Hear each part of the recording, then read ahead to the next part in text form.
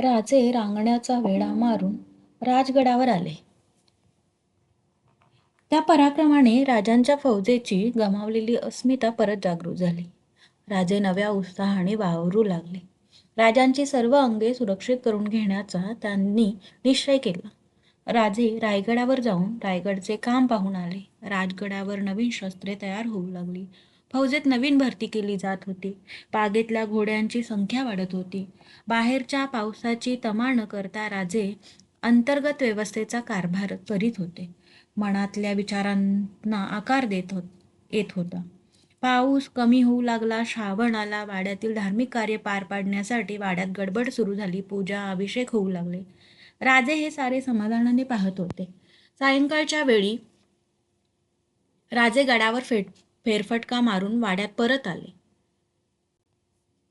सदरेवर निराजी, मोरोपंत, आणाजी हजर होते. राजे मोरोपंतांना म्हणाले, मोरोपंत, आता बहुतेक पाऊस संपलाच आहे. शक्यतो लवकर कोकणात फेरफटका मारून यावं असं वाटतं. राजांच्या बरोबर असलेले प्रतापराव, तेलंगराव, तानाजी, सूर्याजी या चौकडीने कान टवकारले. राजे सांगत होते, आपला कोकण अद्याप निर्धास्त झालेला नाही. पिलाजीरावांचा परवा पत्र आलं होतं. कोकणच्या देसायांचा जोवर आपण मोड करीत नाही तोवर ते आपल्याला स्वस्थ बसू देणार नाहीत. प्रतापराव, तुमचा विचार काय? कुडाळ सावंतांचा मोड करायला आपण जायची गरज नाही. उद्या आज्ञा झाली तर मी जाईन. प्रतापराव, इतके उतावळी होऊ नका. यापुढं मोहिमा हाती घेताना एकच उद्दिष्ट डोळ्यासमोर ठेवून परवडायचं नाही. सर्व बाजूंनी विचार करायला हवा. औरंगाबादेला औरंगजेब पुत्र मुअज्जम सुभेदार म्हणून आला आहे. मिर्झा राजे जरी परत गेले तरी त्यांच्या जागी राजा जसवंत सिंग इतर सरदारांबरोबर दक्षिणेत आला आहे. अद्याप मोगलांशी आमचा तह पक्का झाला नाही. तो होईपर्यंत आम्ही पुढची हालचाल करू धजत नाही. अचानक जिजाबाई सदरेवर आल्या. राजे उठून उभे राहिले. जिजाबाई बैठकीवर बसल्या. माझं काही काम नव्हतं, जिजाबाई म्हणाल्या, पण या मोरोपंतांना सांगायला आले होते. जी मासाहेब, मोरोपंत म्हणाले. अरे, जी म्हणून कामं होतात का? राजे, तुम्ही पागा वाढवत आहात, पण जनावरांना जागा नको का? पावसाचे दिवस, पागेत गर्दी झाली आहे म्हणून सोयरा सांगत होती. राणीसाहेबांनी आज्ञा दिली. त्याप्रमाणे कामाची तरतूद केली आहे. पाऊस कमी झाला की पागेचा पाया मारून काम सुरू होईल, अण्णाजी दत्तो म्हणाले. राजे ऐकत होते. समाधानाने ते म्हणाले, अण्णाजी, आता अरुंद पागा बांधू नका. ऐसपैस जागा बांधा. आम्ही उत्तरे देखण्या पागा पाहिल्या. निराजी पंतांना आम्ही सांगितलं होतं. त्यांनी मापही घेतलं होतं. मध्ये ऐसपैस चौक करून धरून चारी बाजूनी पागा ठेवा. चौकात चांगले चुने गच्ची हौद असावेत. जी, अण्णाजी पंत म्हणाले. राजे, तुमचं भारीच कौतुक वाटतं, जिजाबाई म्हणाल्या. आग्र्याला गेला ते राजकारणासाठी की पागा पाहण्यासाठी? आग्र्याहून आल्यापासून जेव्हा तेव्हा तुमचं उत्तरेतलं सुरू असतं. सारे हसले. राजे पण त्यात सामील झाले. मासाहेब, राजे म्हणाले, तुम्ही म्हणता ते खरं आहे. डोळे उघडून पाहिलं की सारं दिसतं. मिर्झा राजांनी आम्हाला खूप शिकवलं. उद्या आमची स्वप्न साकार झाली तर त्यांचं बरंचसं श्रेय मिर्झा राजांना आहे. मोरोपंत मध्येच म्हणाले, महाराज क्षमा असावी. काय झालं? राजांनी विचारलं. एक वाईट बातमी आहे. थोड्या वेळानं सांगावी म्हणून थांबलो होतो. कसली बातमी? मिर्झा राजांच्या मृत्यूची. बऱ्हाणपूर मुक्कामी मिर्झा राजांचा अंत झाला अशी बातमी झाली आहे. राजे सुन्न झाले. मिर्झा राजे गेले? क्षणात साऱ्या आठवणी राजांच्या डोळ्यासमोर तरळल्या.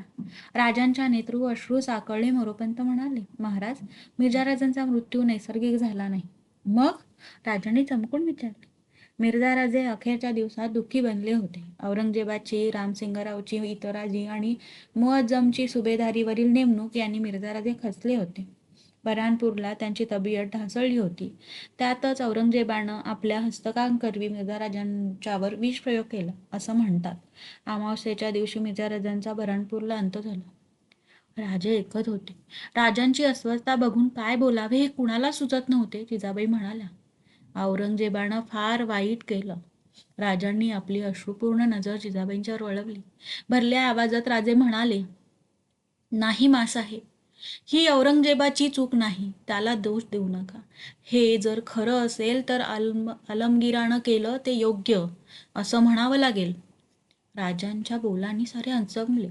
आपले अश्रू टिपून राजे म्हणाले, आलमगीर पक्का राजकारणी, भावनेपेक्षा उद्दिष्टांवर नजर ठेवणारा. त्याच्या उलट मिर्झा राजे ते पडले भावनाविवश, कर्तव्य कठोर, राजनिष्ठ सेवक. या पलीकडे त्यांना दुसरा विचार नव्हता.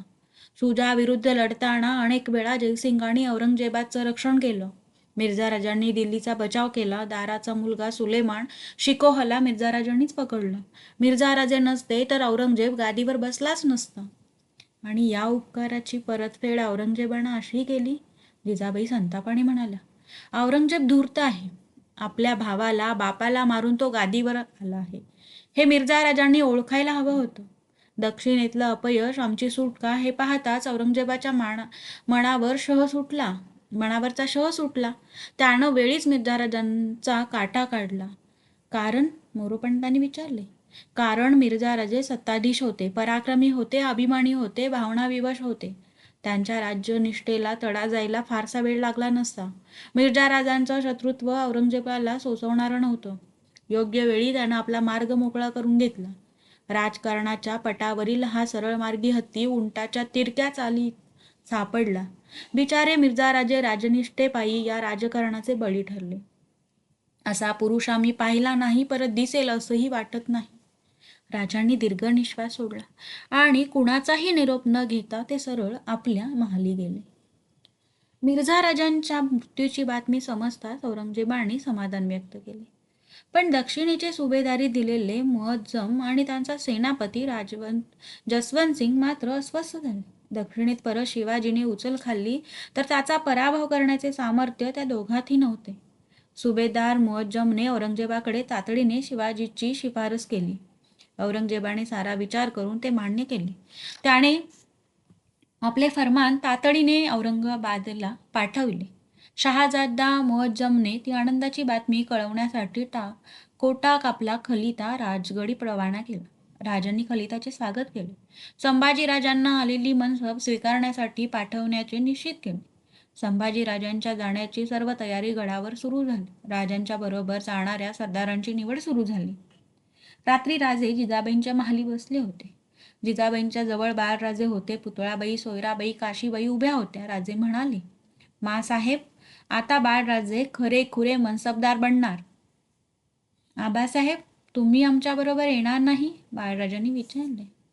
मनसब तुम्हाला आली, आमचं काय काम? बाळराजे विचारात पडले. जिजाबाईंच्याकडे सरकत त्यांनी विचारले, आणि आम्हाला एकटं ठेवून घेतलं तर? राजांच्या हसण्याने सारा महाल भरून गेला. जिजाबाईंच्या डोळ्यात पाणी आलं. त्या म्हणाल्या, राजे हसता? पण पोर एकटं मथुरेत राहिलं, त्याची भीती घेतलीये त्यानं. राजे म्हणाले, मासाहेब, तोही अनुभव नाही, काही वाईट नाही. पण बाळराजे, आता काळजी करू नका.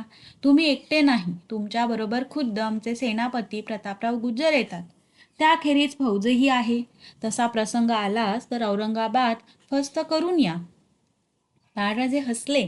राजांच्या शब्दांनी त्यांना धीर आला. जिजाबाईंनी विचारले, खरंच प्रतापराव जाणार? मासाहेब, आमचे युवराज जात आहेत. ते सडे कसे जातील? शहाजादा मुअज्जम आमच्या मैत्रीची अपेक्षा करतो, असं त्याच्या पत्रावरून वाटतं. त्याचाही अंदाज लागेल. औरंगाबादेची वार्ता घेण्यासाठी बाळराजांच्या बरोबर प्रतापराव सरनौबत आपल्या 5,000 फौजेनिशी जातील. निराजीपंत कारकून, मोरोपंत पेशवे, मुजुमदार, सुर्णीस हे सारे आहेत. आमचं वैभव बादशहाच्या 5,000रीत सामावलेलं नाही, हेही शहाजादाच्या लक्षात येईल. राजांच्या बोलांनी जिजाबाईंची शंका दूर झाली. नवरात्राचा जागर मोठ्या धामधुमीत पार पडला. राजांनी बाळराजांसह सोहणे लुटले. दिवस उलटत होते. दिवाळीच्या भाऊबीजेचा दिवस प्रस्थानासाठी निवडला. भाऊबीजेच्या दिवशी जिजाबाईंचे आणि राजांचे आशीर्वाद घेऊन बाळराजे मनसब स्वीकारण्याकरता औरंगाबादेला रवाना झाले. संभाजीराजे रवाना होताच राजांनी आपले जासूद कोकणात व गोव्यात रवाना केले. येणारी वार्ता राजे ऐकत होते. रांगण्याच्या पराभवाने धास्ती खाल्लेल्या आदिलशाहीने राजांशी मित्रत्वाची तहाची बोलणी सुरू केली. राजांनी आदिलशाहीशी अंतस्थ तह करून टाकला. आदिलशाहीने अनेक अटींबरोबर 3 लाख रुपयांची वार्षिक खंडणीही मान्य केली. मनसब स्वीकारायला गेलेले संभाजीराजे मनसब स्वीकारून मोठ्या मानाने राजगडावर परत आले. संभाजीराजे आता मोगली दरबाराचे 5,000 मनसबदार झाले होते. शहाजादा मुअज्जमने संभाजीराजांचे चांगले स्वागत केले होते. प्रतापराव सांगत होते, शहाजादांनी बहुत सन्मानाने राजांची भेट घेतली. संचतर जागा दाखवून पुरा वसविला, हत्ती घोडे जवाहीर वस्त्रे सर्वांस दिली, असं राजांनी समाधान व्यक्त केलं. निरोजीपंत म्हणाले, बाळराजांच्या जहागिरीचा सर्व तपशील सविस्तर घेऊन आम्ही आलो. वराड देशाचा 15 लक्ष होणाचा मुलूक जहागीर म्हणून दिला आहे. राजे सारे ऐकत होते. सारे तपशील ऐकून झाल्यावर राजांनी मत व्यक्त केलं. निराजीपंत, फार मोठी कामगिरी पार पाडली. आम्ही आता निर्धास्त झालो. मोगलाई आणि आदिलशाही दोन्हीशी तह झाल्यामुळे आता उसंत मिळेल. फौजेचा खर्च भागेल. आम्हाला आमचे मनसुबे पार पाडता येतील. राजांनी त्यानंतर थोड्याच दिवसात आपले मनसुबे सांगितले. कोकणचे देसाई राजांना सदैव उपद्रव करीत. त्यांच्या लखम सावंत, केशव नाईक, केशव प्रभू यासारखे प्रमुख असत. राजांची पाठ फिरताच राजांच्या मुलकात ते दांडगाई करीत. राजांचे सैन्य येते असे दिसताच आपला मुलूक सोडून गोव्याच्या आश्रयाला जायचे. हा त्यांचा रिवाजच होता. मोगलाई आणि आदिलशाही यांच्याशी तह झाल्याने राजांनी हा देसा यांचा प्रश्न कायमचा निकालात काढण्याचे ठरवले. प्रतापरावांनी विचारले, आणि सावंत गोव्यात आश्रयाला गेले तर? राजे हसले. गोव्यात गेले तर? तर तीच तर आमची इच्छा आहे. फिरंगी मस्तवाल झालेत. आमच्या मुलुखात येऊन आमच्या लोकांवर जुलूम करतात. नुकताच फिरंगी विजर येईन. हिंदूंनी बार देशातून 2 महिन्यात निघून जावे असा हुकूम काढला आहे. 7,000 हिंदूंना जुलमानं बाटवण्यात आलं. ह्या फिरंग्याचे असेच लाड चालू ठेवले तर उद्या हिंदू धर्म उरायचा नाही. सुदैवानं आम्हाला भिवून देसाई बारदेशात घुसले तर ती संधी घेऊन बारदेश बेचिराग करू. कोकणच्या स्वारीवर राजे फौजेसह बाहेर पडले. राजांच्या अपेक्षेप्रमाणे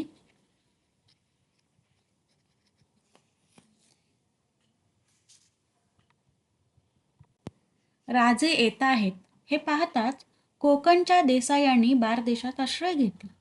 राजांना हेच हवे होते. राजे द्वेषाने बारदेशात घुसले. आडव्या झालेल्या धर्मोपदेशकाचीही राजांनी गय केली नाही.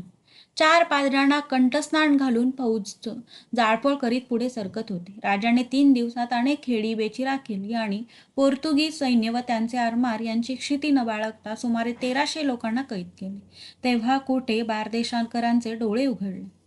राजे डिचोलीला थांबले होते. तेथे पाद्री गोसालू व रामोजी कोठारी शेणवी तहाची बोलणी करावयास आली. राजांना जास्त काळ बारदेशात गुंतून राहणे शक्य नव्हते. त्यांनी तहाला मान्यता दिली. तह पक्का करण्यास राजगडाला येण्यास सांगून राजे आपल्या सैन्यासह माघारी आले. त्या तहामुळे कोकण देसायांचा आश्रय तुटला. राजांचा हेतू सफल झाला. राजांनी पकडलेली कैदी बाइज्जत मुक्त केले. बारदेशकरांच्या वाढत्या धर्मांतराला पायबंद बसला. राजे राजगडावर आले. बारदेश स्वारींनी पोर्तुगीजांबरोबर इंग्रजही घाबरले. पोर्तुगीजांबरोबरच इंग्रजही घाबरले. आदिलशाही आणि मोगलाई यांच्याशी सख्य करून बसलेल्या शिवाजीची इतराजी होईल असे त्यांना वाटू लागले. इंग्रजांचे आणि पोर्तुगीजांचे वकील राजांच्या स्नेहासाठी गडावर वारंवार येऊ लागले. दोघांनाही न दुखविता राजे आपला वच कायम ठेवून बोलणी करत होते. राजे 2 प्रहरी विश्रांती घेत होते. त्यांचा नुकताच डोळा लागला होता. त्यांच्या कानावर हाक आली. महाराज. राजांनी डोळे उघडले. मनोहरी राजांकडे पाहत होती. राजांच्या चेहऱ्यावर स्मित झळकले. त्यांनी विचारले, काय म्हणू? पंतांनी जाग करायला सांगितलं असंच ना? राजे म्हणाले, तू जा, आम्ही सदरेत येत आहोत. मनोहरी गेली. थोड्याच वेळात राजे सदरेत आले. बाहेरच्या सदरेवर मोगली सैनिक दिसत होते.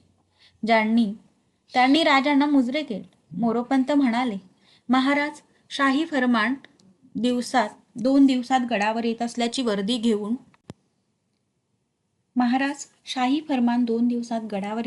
वर्दी घेऊन हे औरंगाबादेहून आले आहेत. बाळराजांसाठी आणखीन फरमान आले? राजांनी विचारले. फरमान आपल्या नावे आहे, मोरोपंतांनी सांगितले. राजे क्षणभर विचारात पडले. ठीक आहे, वर्दी घेऊन आलेल्यांना चांगला सत्कार करून पाठवा. शहाजादे मुअज्जम यांना आम्ही पत्र देणार आहोत. राजांचे पत्र घेऊन वर्दीस्वार परत औरंगाबादेला गेले. फरमानाच्या स्वागतासाठी तयारी करण्याचे हुकूम राजांनी दिले. गडाखाली थोड्या अंतरावर फरमानबाडी उभारण्यात आली. राजे बाळराजांना म्हणाले, बाळराजे, आमच्या फरमानाचं स्वागत तुम्ही करा. हो, बाळराजे म्हणाले. राजे आपले हसू लपवीत म्हणाले, तुम्ही मोगली मनसबदार, तुम्हाला ते करताही येईल. पण बाळराजे, पहा हा, शाही रिवाजात कसूर होता उपयोगी नाही. आम्ही कसूर करणार नाही, अजाणतेपणाने बाळराजे बोलून गेले. तेच म्हणतो आम्ही. फरमानाचा उंट दिसू लागला की अण्वानी पुढं जाऊन गुडघे टेकून जमिनीवर बसायचं. उंट आला की खालच्या मानेनं फरमानाचा स्वीकार करायचा. फरमान मस्तकी लावायचं. मग ते मस्तकावर धरून वाजत गाजत गडावर आणायचं. बाळराजांचा चेहरा गोरा मोरा झाला. ते म्हणाले, आम्हाला नाही जमायचं. सारे हसले, पण राजे गंभीर होते. बाळराजांना जवळ घेऊन ते म्हणाले, बाळराजे, तुम्ही आमचे ना? हो, आम्ही एकदा हे सारं केलं आहे. राजकारणात सारं करावं लागतं. माना अपमान गुंडाळून ठेवावा लागतो. तुम्ही आमच्यासाठी हे करायला हवं, नाही तर हे आम्हाला करावं लागेल. बाळराजांनी राजांच्या व्यवस्थित चेहऱ्याकडे पाहिले आणि ते राजांच्या पायांना बिलगत म्हणाले, आम्ही करू आबासाहेब, तुमच्यासाठी हवं ते करू. राजांनी बाळराजांना उचलले आणि एकदम उराशी कवटाळले. फरमान यायच्या दिवशी गडावर एकच धामधूम उडाली. वाड्याच्या दारात गुढ्या तोरणे उभारली होती. वाड्याच्या दाराला अंबावती लटकावल्या होत्या. सुरेख रांगोळ्यांनी चौक सजवले होते. राज सदर तर ऐश्वर्याने झगमगत होती. बारीक सारीक गोष्टींकडे राजे लक्ष देत होते. जिजाबाईंना ते असह्य झाले. त्या राजांना म्हणाल्या, राजे, फरमानाचं एवढं कौतुक? राजांनी निश्वास सोडला. ते म्हणाले, मासाहेब, हा थाट फरमानाच्या कौतुकाचा नाही, हा राजकारणाचा डाव आहे. आम्ही केलेलं हे फरमानाचं स्वागत बादशहाच्या कानावर जाईल. त्यानं तो संतुष्ट होईल. आमच्या मनात काही नाही याचा विश्वास त्याला पटेल. आम्हाला खूप गोष्टी करावयाच्या आहेत, त्यासाठी उसंत हवी आम्हाला. फरमान स्वागतासाठी संभाजीराजांची रवानगी झाली. संभाजीराजांच्या बरोबर खासे सरदार सेनापती सर्व इतमामाने पाठवले होते. राजे गडावर फरमानाची वाट पाहत होते. फरमान गडाच्या पायथ्याशी आल्याची वर्दी आली. राजे कपडे करून तयार होते. निराजीपंत, मोरोपंत, अणाजी, तानाजी, येसाजी यांसह राजे अणवाणी पायांनी फरमानाला सामोरे गेले. गडाच्या दरवाजाशी राजे फरमानाची वाट पाहत होते. वाद्यांचा आवाज कानावर येत होता. शिंगांचा नाद गडाच्या वातावरणात घुमत होता. फरमान येताना दिसू लागले. सोन्या चांदीच्या दागिन्यांनी सजवलेले घोडे अग्रभागी चालत होते. मागे वाद्ये वाजत होते. बाळराजे फरमान घेऊन येत होते. राजांनी नतमस्तकाने फरमानाचे स्वागत केले. नगारे झडले. तोफांच्या आवाजात गड धुंदावला गेला. राजसदरेवर जरी वस्त्राने आच्छादित अशा चौरंगावर फरमान ठेवले गेले. राजांनी मोरोपंतांना फरमान वाचण्याची आज्ञा केली. मोरोपंत फरमान वाचू लागले. शाही दरबाराच्या सर्वोच्च मानाची पखरण त्यात केली होती. फारसी फरमानाचा अर्थ राजांना कळत होता. आज तुम्हावर बहुत लोभ आहे. याच करता तुम्हास राजा हा किताब बहाल केला आहे. पेशजीपेक्षा अधिक काम करून दाखवावे, म्हणजे तुमचे सर्व मनोरथ आम्ही पूर्ण करू. खातर जमा ठेवावी. जुलूस 11 सव्वाल 5 हिजरी 1078. फरमानाबरोबर झालेल्या मोगल सरदारांनी राजांना मिठी मारून बधाई दिली. राजांनी शहाजादा मुअज्जमचे पत्र वाचण्याची आज्ञा केली. मुअज्जमने लिहिले होते, शिवाजीराजे, तुमच्याबद्दल आमच्या मनात सहानुभूती आहे. त्याप्रमाणे आम्ही बादशहांना तुमच्या निष्ठेची खात्री दिली. बादशहांनी कृपाळी होऊन तुम्हास राजा ही किताब बहाल केली. तुमचे मस्तक उंचावले यात आम्हाला आनंद आहे. राजांनी दोन्ही पत्रांबद्दल आनंद व्यक्त केला. मुअज्जमला तसेच मानाचे पत्र लिहिले. मोगल सरदारांचा अनेक नजराणे देऊन सत्कार केला. राणी जिजाबाईंच्या महाली राजे गेले. प्रतापराव, निराजीपंत, तानाजी ही सारी खास माणसे तेथे होती. जिजाबाईंच्या समोर औरंगजेबाकडून आलेले शाही फरमान, रत्नजडीत मुठीची तलवार, पोशाख ठेवला होता. साऱ्यांच्या चेहऱ्यावर मिश्किल हास्य होते. राजे महाली येताच सारे बाजूला झाले. मासाहेब, आज बादशहांनी आम्हाला राजे केलं. निराजीपंत हसले, म्हणाले, महाराज बोलतो. क्षमा करा. ज्यानं आपल्याला मारण्याचा कट घातला त्याच्याकडून आलेल्या या फरमानाला आणखीन पोशाखला कसली किंमत? निराजी पंत, तुमच्यासारख्या जबाबदार माणसानं तरी असं बोलू नये. उलट गेले 2 दिवस आम्ही औरंगजेबाच्या बुद्धिमत्तेचं कौतुकच करीत आहोत. आम्ही त्याच्या हातून सुटलो हे पाहताच त्यानं आपला मोहरा बदलला.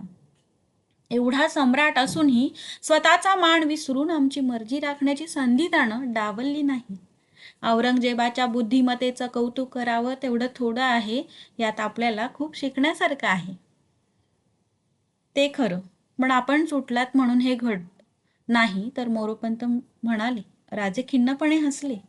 मोरोपंत, राजकारणात जर तर याला फारसा अर्थ नसतो.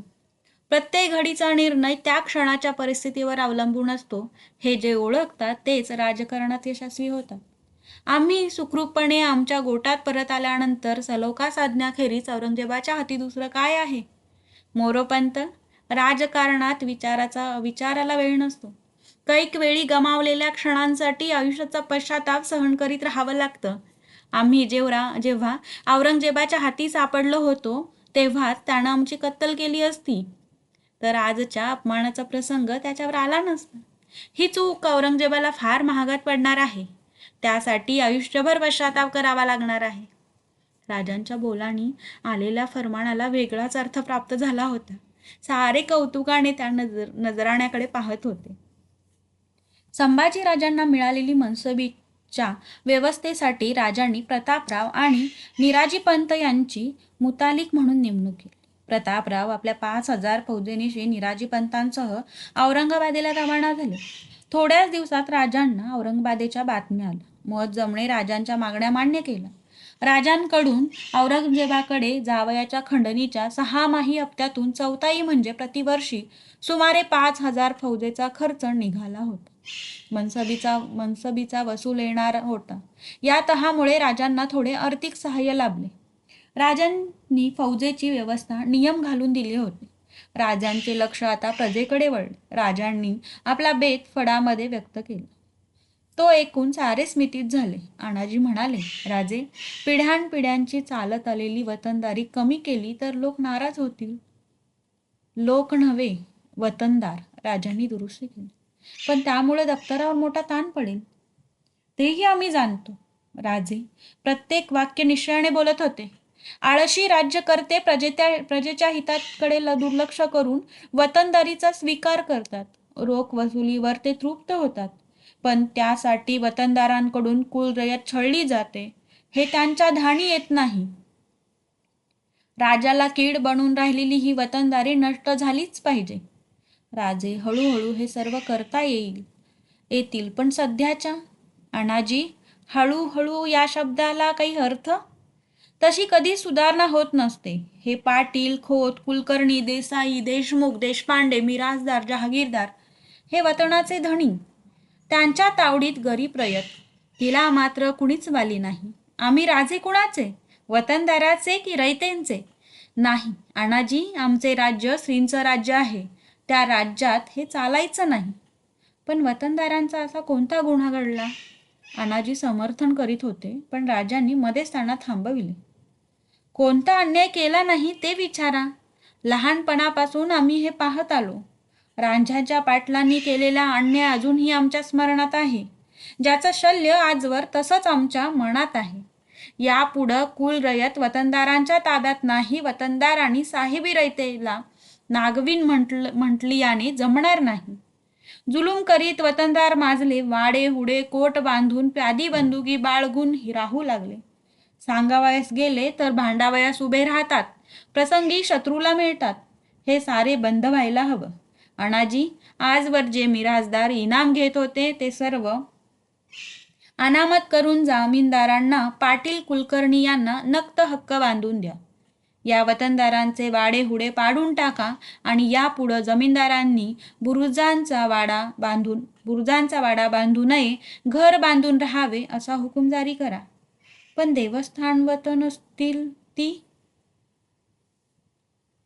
कायदा सर्वांना सारखाच. त्याला देवस्थान ही अपवाद नाही. देवस्थानचा दिवा, बत्ती, नैवेद्य, अभिषेक याचा खर्च सरकारातून दिला जावा. मुसलमानांचे पीर मशिदी यांचेही खर्च सरकारातून व्हावेत.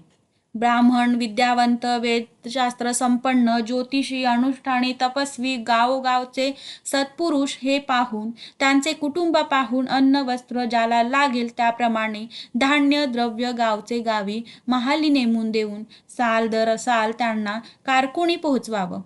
ब्राह्मणांनी ते अन्न भक्षून स्नान संध्या करून राजी कल्याण चिंतून सुखरूप असावे. अण्णाजी राजांकडे आश्चर्याने पाहत होते. राजांनी एवढा विचार केला असेल यावर त्यांचा विश्वास बसत नव्हता. केवळ जिज्ञासेने त्यांनी राजांना विचारले, आणि रयत? आमची परीक्षा पाहता? राजांनी विचारले. अण्णाजी घाबरे झाले. राजे हसून म्हणाले, अण्णाजी, आम्ही दादोजींच्या हाताखाली तयार झालो. त्यांनी ही दृष्टी आम्हाला दिली. त्यासाठी सारा मुलूक फिरवला. ज्यानं रयतेचं दुःख उघड्या डोळ्यांनी पाहिलं आहे त्याला रयतेचे नियम घालून देणं कठीण नाही. अण्णाजी, रयतेला प्रथम काय हवं? पोटभर अन्न, निवाऱ्यासाठी जागा, शेतीसाठी लागणारी अवजारं, जनावरं आणि लज्जा निवारणार्थ अंगभर कपडा. एवढं दिलं की ती तृप्त आहे. पण आपण त्यापेक्षा जास्त विचार करायला हवा. पिकवतात ते, पण अन्नाला तेच महाग. निवाऱ्यासाठी, प्रपंचासाठी, कष्टाला लागणाऱ्या जनावरांसाठी बिचारे कर्जबाजारी होतात आणि आयुष्यातून उठतात. राजसदरेवर आलेले कज्जे जे बालपणापासून ऐकले ते सारे मनात राहिले आहेत. रयतेला विश्वास द्या. ते पिकवतील त्याचे 5 हिस्से करा. 2 हिस्से सरकारी, 3 त्यांचे. जमिनीचं मोजमाप करा. जमीन मोजून आकारून गावची गावास द्या. नवीन रयत आली तर यांना लागणारी अवजारं, गुरं ढोरं सरकारातून द्या. बियांसाठी चांगलं धान्य द्या. रयतेला धान्य कमी पडलं तर ते द्या. हवं तर त्यांच्या कुवतीप्रमाणे 2-4 वर्षात तो ऐवज उगवून घ्या. रयत आहे म्हणून आम्ही राजे. तेच उठले तर आम्ही कुठले? वर्षाच्या वर्षाला पीक पाहून वसूल करा. एवढं केलं तर बिचारे तुम्हाला दुवा देतील, सुखी होतील. त्यानंतर राजांना उसंत राहिली नाही. फडामध्ये राजे सारखे दिसू लागले. जमीन महसुलांचे बारीक सारीक कायदे राजे नजरेखालून घालीत होते. ते काम पूर्ण होताच त्यांची अंमलबजावणी सुरू झाली. साऱ्या मुलखात वावटळ पसरली. कोणत्याही शाहीत आजवर जे घडलं नव्हतं ते शिवशाहीत घडलं होतं. सारे वतनदार संतप्त झाले, पण प्रजा मात्र तृप्त झाली. तृप्त प्रजेचे रूप पाहून संतप्त वतनदारांचे राजांना काही वाटले नाही. राजे स्वतः गावोगाव फिरत होते. हुकुमाची अंमलबजावणी पाहत होते. राजांचे एक स्वप्न आकार घेत होते. चिंचवड देवस्थान हे मोठे देवस्थान. ते वतनही मोठे. राजांच्या हुकुमाने चिंचवड देव संतापले. त्यांनी राजांना पत्र पाठविले. वतून काढून घेणं हे देवस्थानावर अतिक्रमण असल्याचे सांगितले. राजांनी देवांना देवस्थान खर्चासाठी लागेल तेवढी रक्कम दरसाल देण्याचे अभिवचन दिले. पण देवांना ते मान्य झाले नाही. त्यांना वतनच हवे होते. वतनावरील आपला हक्क गमावू देण्यास ते राजी न होईनात. राजांनी त्यांना सरळ सांगितले, आपण गोसावी. गोसाव्याला वतनाचा लोक हवा कशाला? तुम्हाला तुमची बिरुदे चालवता येत नसतील तर ती आम्हाला द्या. आमची बिरुदे तुम्ही घ्या, तुमची आम्ही चालवू. त्या उत्तराने गोसावी निरुत्तर झाले.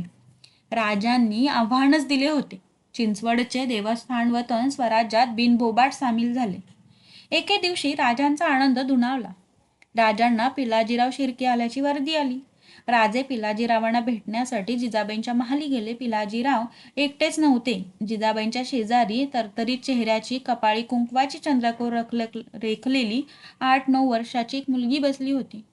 तिचे विशाल डोळे राजांच्यावर खिळले होते. राजे आत जाताच पिलाजीरावांनी मुजरा केला. ती मुलगी पुढे झाली. तिने राजांना त्रिवार नमस्कार केला. राजांनी तिला जवळ घेतले. सूनबाई, तुझ्या येण्याचीच आम्ही वाट बघत होतो. तुझ्या पायांनी आज आमचं घर भरलं. पण आमचे बाळराजे कुठे आहेत? जिजाबाई हसल्या, म्हणाल्या, बाळराजांनी सारी धिटाई सदरे बाहेरच. बायकोला पाहताच पळून गेले. राजे हसले, म्हणाले, पण मासाहेब पिलाजीराव आपणहून येसूबाईला घेऊन आले नाहीत. आम्ही बारदेशाच्या स्वारीवर गेलो होतो तेव्हा आडवी वाट करून घरी गेलो. आर्जव केली तेव्हा कुठं येसूला घेऊन आले. होय पिलाजीराव? जिजाबाईंनी विचारले. मासाहेब ही राजांची थट्टा आहे. लग्न झालेली पोर बापा घरी ठेवून घेणं फार मोठी जोखीम. थोरा मोठ्यांच्या घरी न बोलावता पाठवायची कशी याची चिंता. पिलाजीराव, हे घर का परक? देवघरात जावं लागलं तर हातपाय धुवून जावं लागतं मासाहेब. राजे आमचे मालक, आम्ही त्यांचे चाकर. एक वेळ चाकरीत कुचराई होऊ, पण पायरी सोडून वागू कसे? पिलाजीराव, या बोलण्यानं मात्र तुम्ही शोभलात. 2 दिवसात येसूबाई घरात रोडलेली पाहून पिलाजीराव परत जायला निघाले. राजांनी सांगितले, पिलाजीराव, आम्ही थोड्याच दिवसात परत कोकणात उतरू. तिथल्या देसायांच्या, फिरंग्यांच्या, इंग्रजांच्या हालचाली आम्हा समजणं आवश्यक आहे. तुम्ही सर्वत्र नजर ठेवा. काही विशेष हालचाल दिसली तर आम्हास टाकोटाक कळवा. पिलाजीराव मुजरा करून जायला निघाले. राजेगडाच्या दरवाजापर्यंत पिलाजीरावांना पोहोचवायला निघाले. दरवाजाशी पिलाजीरावांच्या खांद्यावर राजांनी हात ठेवला. ते म्हणाले, पिलाजी, येसूची काळजी करू नका. माझी सून नव्हे, मुलगी समजेन मी. पिलाजीराव भारावले. ते म्हणाले, राजे, त्याची मला चिंता नाही, पण पोर लाडात वाढली, अजून पोच कमी, तेव्हा सांगू नका. येसू आता तुमची नाही, आमची आहे. पिलाजीराव समाधानाने गडाबाहेर पडले. येसूबाई वाड्यात येऊन महिना झाला नाही, तोच त्या सर्वांच्या लाडक्या सूनबाई बनल्या. जिजाबाईंना तर नातेसोनेचं भारी कौतुक. त्यांनी येसूबाईंना नवीन दागिने घडविले होते. संभाजीराजांच्या बरोबर येसूबाईही शास्त्रांच्याकडे शिकत होत्या. राजे सायंकाळी फिरायला निघाले तर येसूबाईंनाही बरोबर नेत. सर्व राण्यांच्या मायेखाली येसू घरची बनली होती.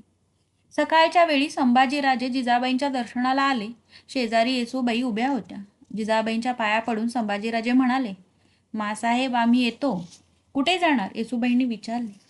विचारलं, कुठे जाणार? कुठं जाणार? जिजाबाई हसल्या आणि त्या हसण्याने येसूबाई शर्मिंदा झाल्या. जिजाबाई म्हणाल्या, येसू, बाहेर जाताना कुठं म्हणून विचारू नये. अगं बाळराजे रपेटीला निघालेत. मी येऊ? येसूबाईंनी एकदम विचारले.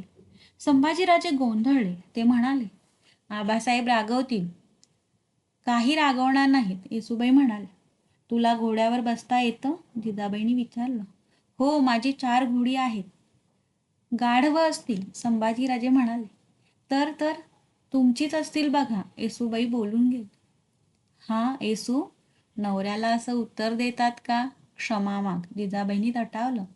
येसूबाई पटकन हसल्या. त्या म्हणाल्या, चुकलंच आमचं, परत नाही म्हणणार. आणि जिजाबाईंना बिलगत त्यांनी विचारलं, मग जाऊ? जिजाबाईंनी येसूबाईंना जवळ घेतलं. त्या स्वतःशीच म्हणाल्या, काही कळत नाही पोरीला, असंच राहा. जाऊ का? मी कोण सांगणार? तुझ्या सासऱ्याने परवानगी दिली तर जा बापडी. गेलात की रागावतीलच आबासाहेब. संभाजीराजे म्हणाले. येसूबाईंनी क्षणभर विचार केला आणि त्या म्हणाल्या, एवढ्यात येते विचारून. समजायच्या आत येसूबाई महालाबाहेर गेल्या. जिजाबाईंनी मारलेली हाक देखील त्यांना ऐकू आली नाही. काय करावं पोरीला म्हणत जिजाबाई उठल्या. संभाजीराजे बोलले, मासाहेब, आम्ही येतो. थांब, ही तुझ्या बायकोची घाई निस्तरते, मग जा. येसूबाई राजांच्या महाली गेल्या. तेव्हा राजे सोयराबाईंच्या बरोबर बोलत होते. येसूबाई दाराशीच थबकल्या. राजांनी विचारले, कोण? सूनबाई, या आत या. येसूबाईंनी पदर घेतला. त्या आत आल्या. राजे नवलाईने येसूबाईंकडे पाहत होते. राजांनी गंभीरपणे विचारले, का आला होता? आम्ही रपेटीला जाऊ. राजांना हसू आवरणे कठीण जात होते. हसू दाबून त्यांनी विचारले, कोण जातंय? स्वारी. येसूबाई बोलून. राजांचे हसू एकदम फुटले. सोयराबाई पण हसत होत्या. त्या हसण्याने येसूबाई आणखीन लाजल्या. राजे म्हणाले, जरूर जा, पण एका अटीवर. येसूबाईंनी आपली नजर उंचावली. राजे दोन्ही हात पुढे करून म्हणाले, एकदा आमच्या जवळ या. येसूबाई एकदम धावल्या. राजांनी त्यांना जवळ घेतले. त्याच वेळी जिजाबाई आत आल्या. राजे उठण्याचा प्रयत्न करीत असता जिजाबाईंचे शब्द कानावर आले. बोलण्याचा अवकाश उठलीच, भीड म्हणून नाही. तुमच्या असल्या वागण्यानं शेफारली गेली तर नवल काय? तुमची काही भीती राहिली नाही पोरीला. परमेश्वरानं ऐकलं. राजे म्हणाले. काय? जिजाबाई उद्गारल्या. मासाहेब, सहजासहजी माणसं घरात रुळत नाहीत. पिलाजीरावांना आम्ही शब्द दिला होता, येसूला मुलीसारखं वागू म्हणून वचनबद्ध होतो. पोरीला माया लागली ही देवाचीच कृपा, दुसरं काय. हिला पाहिलं की सखूची आठवण होते. ती सुद्धा अशीच हक्क गाजवायची. जिजाबाई येसूबाईवर ओरडली, जाग, बाळराजे खोळांबलेत. आणि हे बघ, उगीच घोडी पळवू नका, पडाल. येसूबाई हसत महालाबाहेर पळाल्या. पाठोपाठ जिजाबाई पण गेल्या. राजांनी समाधानाचा निश्वास सोडला. ते म्हणाले, राणीसाहेब, खरंच बाळपण केवढं निराकस असतं नाही. हो ना, म्हणूनच शिस्त लावायची, ती ह्याच वयात. का, काय झालं? काय झालं? भारीच लाडावलंय हे प्रकरण. राजे नुसते हसले. सोयराबाई आणखीन संतापल्या. त्या म्हणाल्या, ऐकून ठेवा, आज सून सून म्हणून कौतुक करताय, पण उद्या हीच फुनफुन करू लागली की मग आठवेल स्वारींना. राणीसाहेब, येसूबाईंना नावं ठेवताना स्वतःचा विसर पडतोय. तुम्ही पण मासाहेबांच्या सूनबाईच ना. तुमची फुनफुन कुठं सुरू झाली नाही ती. सोयराबाई एकदम लाजल्या, हसल्या. ते पाहून राजे प्रसन्न झाले. ते म्हणाले, किती सुरेख हसता, आम्हाला तुमचं हसणं भारी आवडतं. राजांनी नकळत सोयराबाईंचा हात धरला. हात सोडवून घेण्याचा प्रयत्न करीत सोयराबाई म्हणाल्या,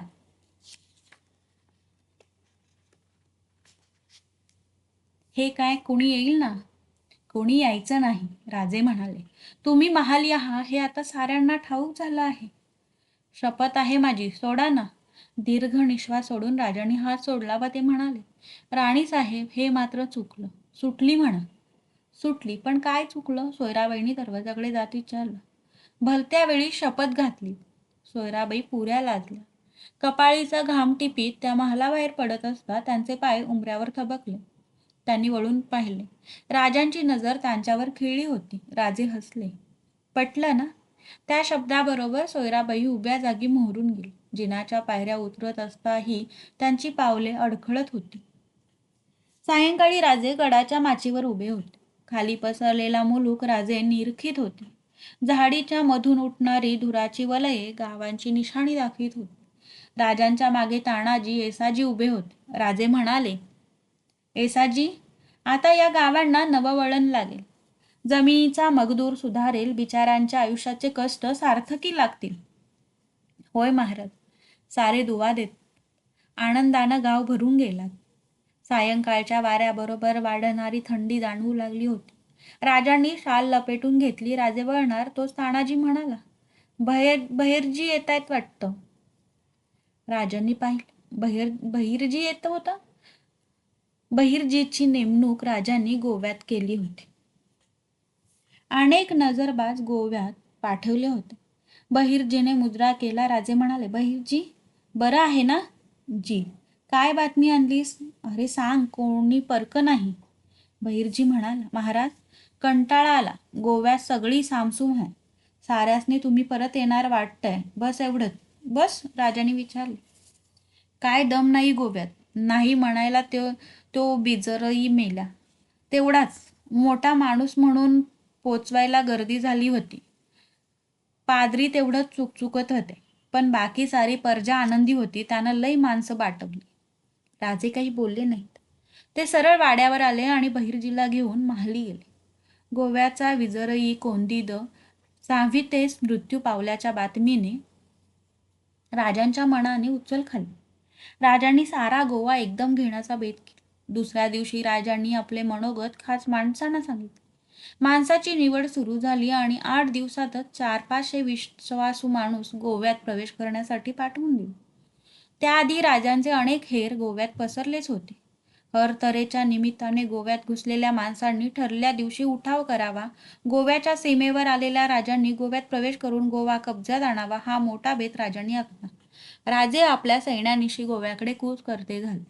राजे गोवा हद्दीवरील भतग्राम महालातील पंचगंगा नदीच्या तीरावर बसलेल्या नार्वे गावी मुक्काम करून राहिले होते.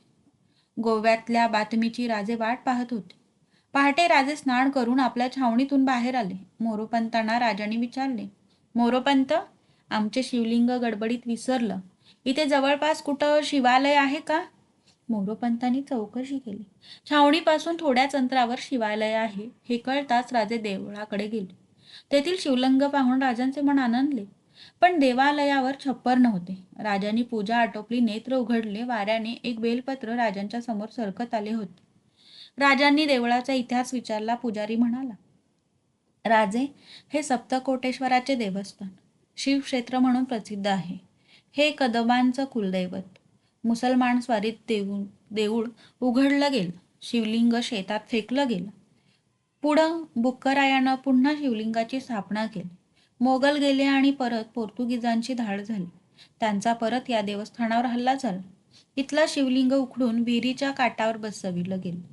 भतग्रामच्या देवसायांनी ते चोरलं व इथं स्थापन केलं. ना राज्यकर्त्यांचं लक्ष ना कोणी भक्त. देऊळ पडलं. राजे मोरोपंतांना आज्ञा करत झाले, मोरोपंत, आमच्या मनात सप्तकोटेश्वराचा जीर्णोद्धार करण्याचा आहे. आपण मुक्काम हलवण्याच्या आत कामाची सुरुवात व्हावी. मोरोपंत कामाला लागले. देवळाच्या प्राथमिक कामाची जुळवाजुळव झाली. त्याच वेळी गोव्यातून बहिर्जी राजांच्या भेटीस आला. राजांनी मोठ्या उत्सुकतेने विचारले, बहिर्जी, सर्व तयारी झाली?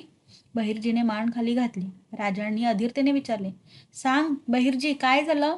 बहिर्जीने ओटावरून जीभ फिरवली व तो म्हणाला, राजे, घात झाला.